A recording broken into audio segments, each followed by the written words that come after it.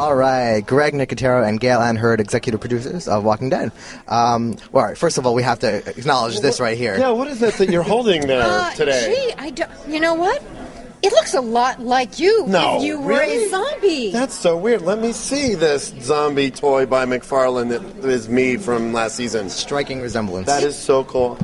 It is the zombie that was eating the deer, if you remember that. Yes. See, comes with deer meat. And I don't even get a piece of it, but I just know that I have a toy. That's amazing. That was nice to meet you. Thanks. Bye. Yes. All right, so season 1, you kind of had the whole CDC thing was pretty far straight from the comic books. Season 2, I mean, are we kind of going to get how far? Are we going to get back on track a little bit to the comic books? On track. Come on. The reason Robert Kirkman is involved in the TV series is that he is able to bless the departures from his own work, and he really sees them as two different media with their parallel tracks, but we come back to, as Greg puts it, I'll let you talk about the interstate. The freeway, yes. My analogy is that the graphic novel is our freeway, and every once in a while you get off an exit and you explore a neighborhood, and then you get back on the freeway again. So what's exciting about it is giving the people that know the graphic novel a little more material to digest that they're not necessarily familiar with. And, it was interesting because when we did The Mist, the ending that Frank came up with, I remember being at the premiere and Stephen King saying, if I would have come up with that idea, that's how I would have probably ended the book. So you pay respect to the source material, but you also realize that graphic novel is one medium and film is another.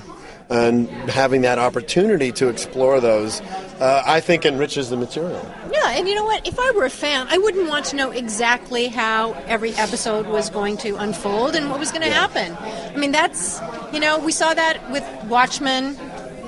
It didn't quite work because, they are different media. And, there are panels, certainly, that we see come to life, but it just can't be, that can't be our entire diet. Yeah. We're going to see the prison in season 2. Does that come into play? Can you say? I cannot say. I can neither confirm nor deny. Fair enough. No. Greg, you directed the shorts that appeared on AMC for Walking Dead. I did. That kind of followed the Bicycle Girl zombie. Can you talk a little bit about that? Yeah, I mean,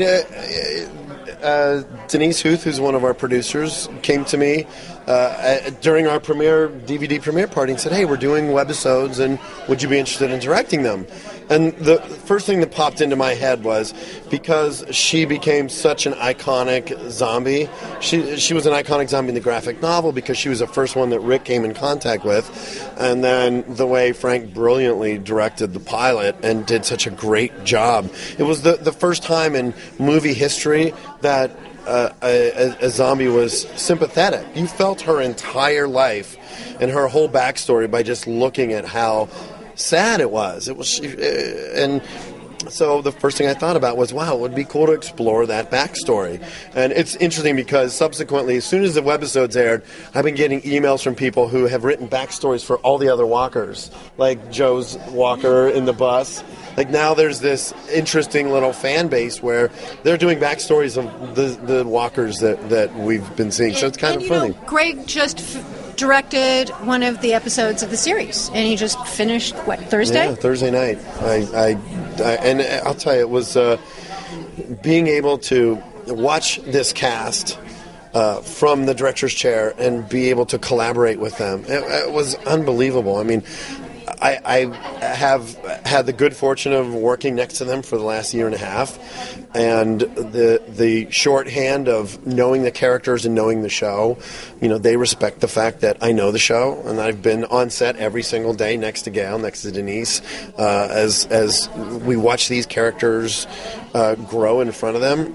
I think that the most exciting moment for me was I was shooting a scene in the RV with Andrea and Dale, and I was sitting in the front seat of the RV watching them rehearse, and it felt like somebody had plucked me and put me into the show, because I was watching Laurie Holden, who's absolutely amazing, and I was watching Jeff DeMunn, But I wasn't watching them as Laurie and Jeff. I was watching them as Andrea and Dale, and it was the weirdest. I got like chills because it's one of those things where you have this kind of joke when you do makeup effects, and you're always talking about like, okay, if you could go back in time, what movie would you work on? Creature from the Black Lagoon or whatever movies that you would.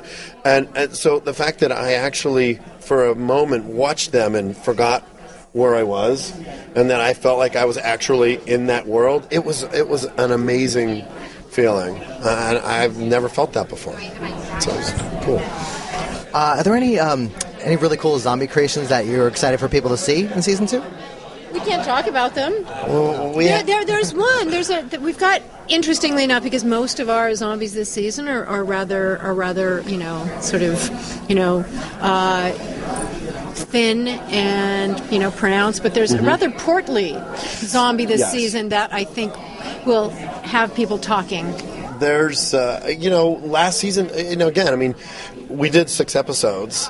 This season we have 13 episodes.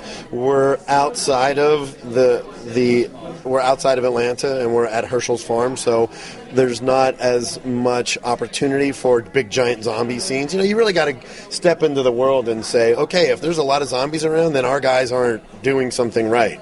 You think about shooting a zombie scene where usually we don't shoot zombie scenes at night because our characters would never go out at night to do anything unless they actually had to, because it's too dangerous.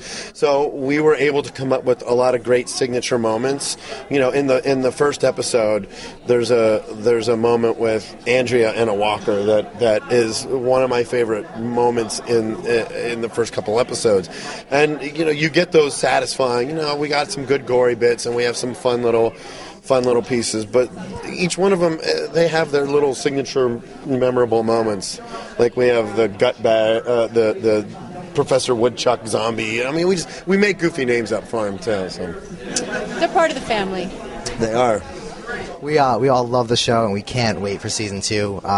We actually can't wait for the panel coming up soon, actually. So we're gonna check that out soon. And season 2, by the time this is out, it'll be airing. So watch Walking Dead. Please. Sunday nights, 9 o'clock, AMC.